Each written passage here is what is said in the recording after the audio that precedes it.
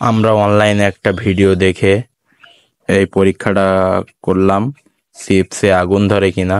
আর শুনলাম চিপসে আগুন ধরলে নাকি সেই চিপস খারাপ। এই প্রাণের একটা চিপস আমরা নিয়ে আসলাম এবং আগুন ধরানোর জন্য চেষ্টা করতেছি। আসলে এই শুকনা জিনিস আগুন তো ধরবেই। অনেকের মতামত অনেক রকম, কিন্তু আমরা আসলে ভিডিওটা দেখে পরীক্ষা করার জন্য এই আগুন ধরালাম। হঠাৎ আগুন নিভে গেল 3-4টা দেওয়ার কারণে, এবং আবার আগুন ধরানোর চেষ্টা করতেছে। 2-1টা করে সবগুলাতে আগুন ধরাবো, দেখি ধরে কিনা। আর শুনছি এগুলা আগুন ধরলেই খারাপ। আসলে আগুন ধরলে কতটা খারাপ এটা আমাদের জানা নেই, তবে কোনো বিশেষজ্ঞর কাছে এটা পরামর্শ নিতে হবে, যারা এই বিষয়ে রিসার্চ করছে বা ডিগ্রি করছে। আমরা তো আর বিশেষজ্ঞ না যে সঠিকভাবে বলতে পারবো আসলে এটা খারাপ কি ভালো। খুব সাবধানতার সাথে আমরা ধরালাম এবং চিপসের ডেটটা পরীক্ষা করলাম। ডেট ঠিক আছে, 23/8/2025 এক্সপায়ারি ডেট। আসলে ডেট থাকলেও ধরতেছে, এর কারণ কি? আমরা একটা ভিডিও দেখে এই পরীক্ষাটা করা। আসলেই কি এটা স্বাস্থ্যসম্মত নাকি স্বাস্থ্যসম্মত না, বাচ্চাদের খাওয়া যাবে কি যাবে না, এটা এখন আলোচনার বিষয়।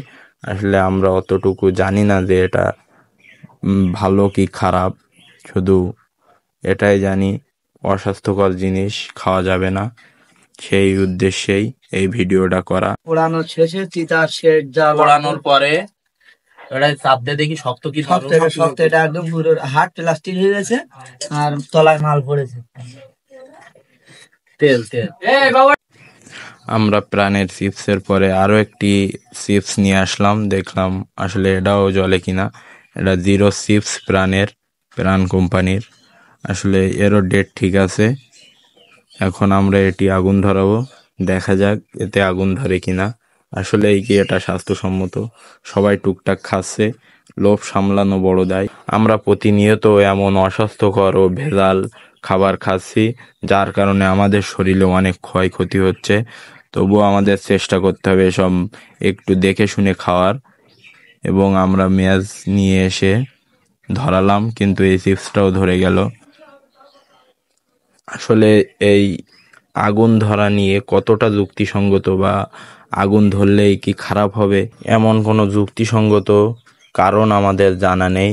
তবে আমাদের সবসময় চেষ্টা করতে হবে স্বাস্থ্যসম্মত জিনিস খাওয়ার, বাচ্চাদের সবসময় স্বাস্থ্যসম্মত একটা ভালো কিছু খাওয়ানোর। সব জিনিসে টুকটাক ভেজাল থাকে, এবং সেগুলোর মধ্য থেকে আমাদের চেষ্টা করতে হবে ভালো জিনিসটা খাওয়ানোর, যাতে বাচ্চাদের শরীরে বা আমাদের শরীরে কোনো ক্ষয়ক্ষতি না হয়। অনেকের মতামত অনেক রকম, এটা আসলেই যে খারাপ এটা কেউ সুষ্ঠুভাবে বলতে পারছে না। আসলে এটা নিয়ে মতামতের শেষ নাই, কিন্তু এটার যে আসল কারণ আপনারা জেনে থাকলে অবশ্যই কমেন্টে জানাবেন। ধন্যবাদ।